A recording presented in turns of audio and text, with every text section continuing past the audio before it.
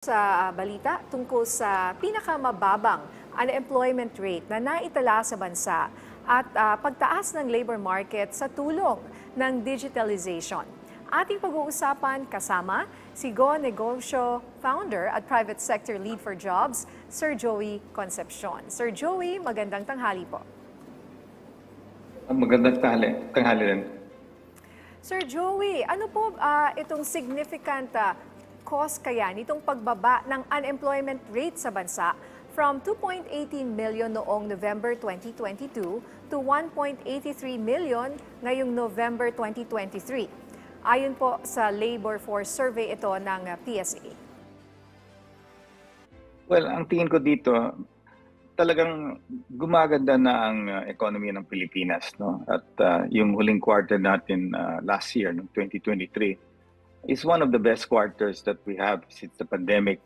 At halos yung mga MSMEs na tinutulungan namin for the last 18 years, marami rin dyan sa kanila ay talagang umangat na ang mga negosyo nila. At ang importante dito ay dapat tuloy-tuloy pa rin ang that we continued, no, whatever we have been doing. Yung programa ng Negosyo sa pagtuturo dito sa mga micro, small, and medium enterprises, no, is very important because we have to scale our entrepreneurs, no, not to remain micro forever, but to move to small and medium. So, yung buong private sector ay talagang we are very optimistic that this year will also be a much better year, hoping that the current issues here in the Middle East stay the way it is, no further escalation, and commodity prices has hit a low and gradually has moved up, but not to its highest level. So if we can contain inflation not only in the Philippines but in the other parts of the world, then definitely we will benefit. No? Alright, Sir Joey, magandang tanghali po. Ang NEDA po natin, laging sinasabi yung kahalagahan ng pagpapatupad ng mga reforma para suportahan po ang productive workforce. Isa nga po sa mga reforms na yan, yung ating pending apprenticeship bill sa Kongreso. Ano po bang kahalagahan nito at para makakatulong sa productive workforce po, Sir Joey? Well, first, ang importante dito sa apprenticeship bill, I think it's very important that we get the generation that is going to move into the workforce ready for that, no. And sa grupo namin dito sa PISAC Jobs, one of our areas of focus is ensuring that we constantly upskill or even reskill our people. As the world is changing, and with with artificial intelligence coming, AI coming to the Philippines, it's already here. We are using it in ChatGPT, but that will explode even much more. There are also threats, no, to this sector, the PPO, call center, and we have to prepare for the eventual,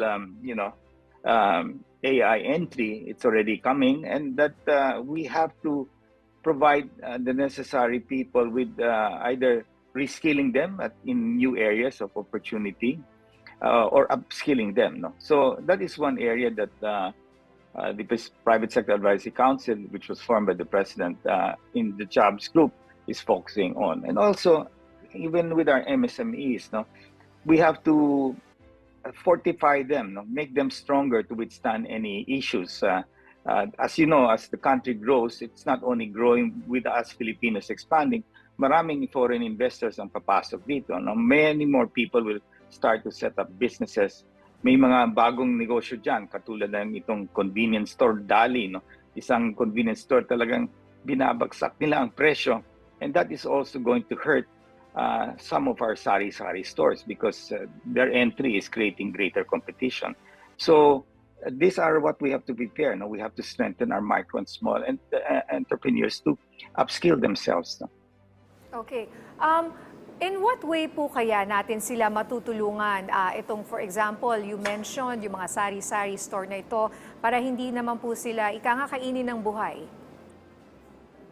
Well, importante dyan is that yung mga financial institutions natin continue to provide financing to our micro and small entrepreneurs, and especially our micro entrepreneurs, no?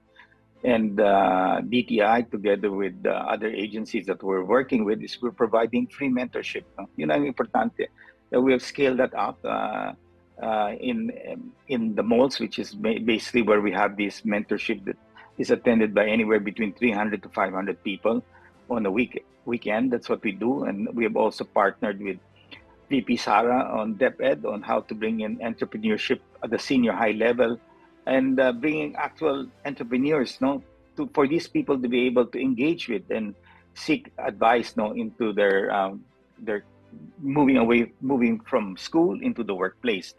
So it's very important that we have to have strengthen the skill level of our employees. That's one, and we have to strengthen their own micro and small businesses. Financing is one, mentorship is one, and access to market.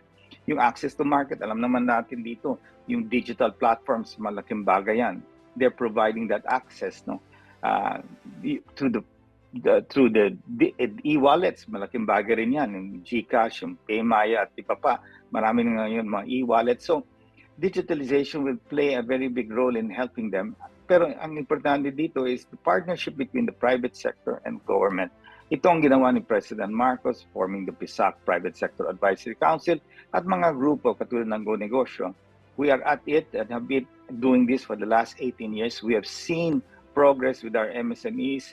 And of course, the foreign business community sees the opportunity in the Philippines. And that's why you see players coming in to participate in this huge market, katulad ng mga sari-sari stores. So they will be, there are challenges. I'm not saying that there won't. Ganyan talaga ang negosyo. But we have to help them, be able to at least prevent them from losing their businesses. All right. Sir, you talked about financing, access to market, and inclusivity, na sana ma-absorb nito ng mga malalaking kumpanya.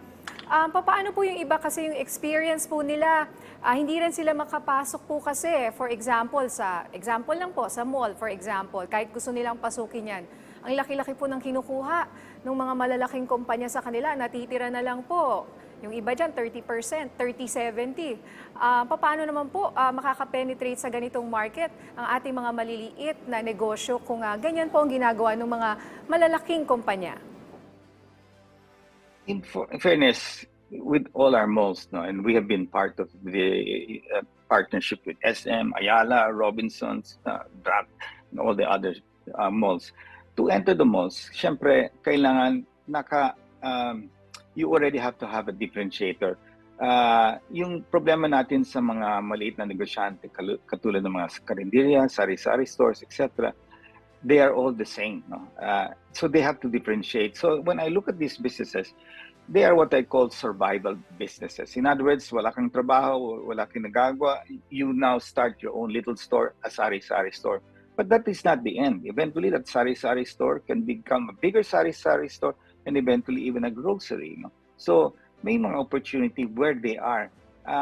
Getting into a mall, you have to already be fairly, maybe at the smallest, a small business to a medium-sized business. Pero yung micro entrepreneurs talagang mahihirapan dito sa malls. Pero ang ginagawa ng mga malls, they normally have these events, these bazaars, these food fairs that allow yung mga maliit na negosyante to sell, and halos very very nominal ang mga entry fee naman dyan. So they're giving them a chance to showcase ang mga produkto nila.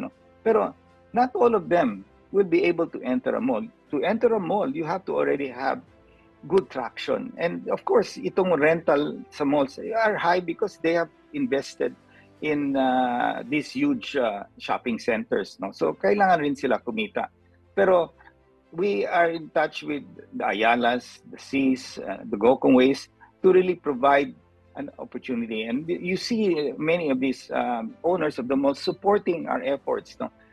We are not charged for the space we use, that we help train the entrepreneurs.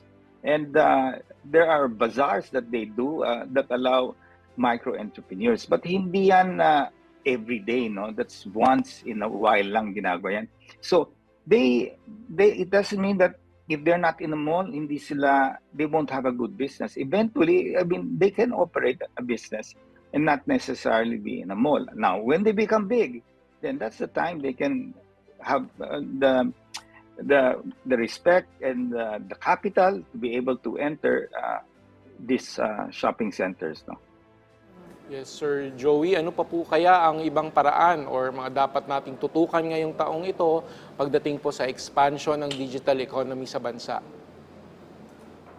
Well, I think itong kabataan natin, they're very well versed into digitalization. No? At there are opportunities. At nakikita natin ang dumadami na ngayon ang mga influencers natin. Isang magandang medyo negosyo na rin yan eh. Pati ako, negosyo. We employ, we hire, we sponsor, we support anywhere between 20 to 30 influencers, no?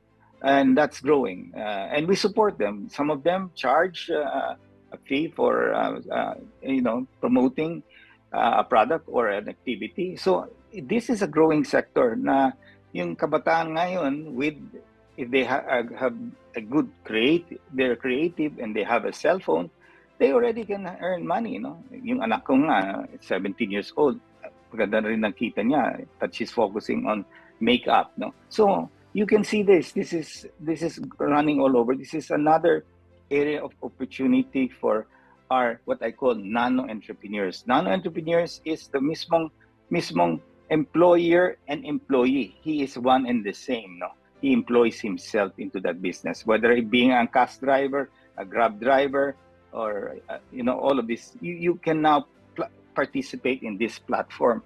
So the influencers are a huge sector right now because, as we know, more and more people are using the telephone and their iPads or their computers as a way of entertaining themselves or marketing their services and products. No? So it's shifting away from the traditional media, which is to some extent television and radio. Now, talagang the eyeballs of many of this, our entire population, is focused right now on their cell phone. No? So, bukod po sa na-mention nyo ng digitalization ng mga MSMEs, ano-ano po kaya yung iba pang sektor na dapat nating tutukan po in terms of employment? Halimbawa po itong sa healthcare and social work, marami po sa ating mga kababayan ang mas pinipili pa ding umalis ng bansa o kaya naman ay mag-aral muna para makaalis upang maging nurse sa ibang bansa. Well, we cannot stop that, no? Katulad ngayon, nasa Hong Kong ako, no? And karamihan dito ng mga waiters ay mga galing sa Pilipinas, no? Dito sa hotel, mga galing sa Pilipinas. Iba talaga ang mga Filipinos really working overseas. And I have to give my respect, no? That they really perform the job even much better than the people that live here. So that is something that we should not discourage because while yes, it may affect the family, but what else is the opportunity in the Philippines? If this is a much better opportunity for them, they should take it. No? Until such a time that they've been able to save enough money and that they can bring that savings back home when they go home and decide to stay in the Philippines for good to start a negosyo. That is how I think. No? So I think I would not stop people from migrating overseas for a better life. No? But in the end, many of these people will come back home. So what we have to do in the meantime is a sector that we have to fix is agriculture. And that is the biggest challenge that our president faces. Kaya tumutulong kami sa kanya that agriculture is going to be the game changer in poverty alleviation. Nandito na ang mga sari-sari stores, mga karinderias, okay na yan. Nandiyan na yan. They are surviving, they are making some money. Not a lot of money, but it's good enough for them to have a living. Itong agriculture, we need to have scale. And this is where the president is focusing right now. He has appointed Secretary Frabel to be able to, si Kiko is in charge of agriculture. Hopefully now that we can create scale. No? So, we just had a meeting with the cooperative group, and this is where we have to really get our focus on is to cluster our farmers into cooperatives, and hopefully the cooperatives are not politicized and focus really on making their business or their cooperatives profitable. So that is an area that Go Negosyo through Kalap Kapatid Angat Lahat, the Agri Program Group, we have about 50 to 60 big brothers already here willing to support this sector, no, and scale up our farmers. So if we are able to fix agriculture during President Marcos' term, then the landscape towards poverty will really change. No? More and more people, farmers, will become rich. No? That's important, and we want the younger kids out there, the youth, to really aspire to become the new model of what a farmer should be. No? Alright, Sir Joey, panghuling katanungan na lang po. Sabi po ng DTI, nararamdaman na po ng ating mga kababayan ng benepisyo nitong mga foreign visits ni Pangulong Ferdinand R. Marcos Jr. kabilang na ang job opportunities para sa ating mga kababayan. Paano po ito dapat paghandaan ng ating pamahalaan at ng ating mga kababayan? Sa perspektibo niyo po ba sa business sector, kailangan po ba ng mga reforma sa polisiya ng ating pamahalaan? Well, the president did the right thing, no, to go out and sell the Philippines, and that takes time. No, you will not expect results tomorrow. No, it will take time. When we, as companies, go abroad to invite investors to invest in our company, we have to sell our company. It will not be overnight. They'll say, "Okay, I will invest." It will take time.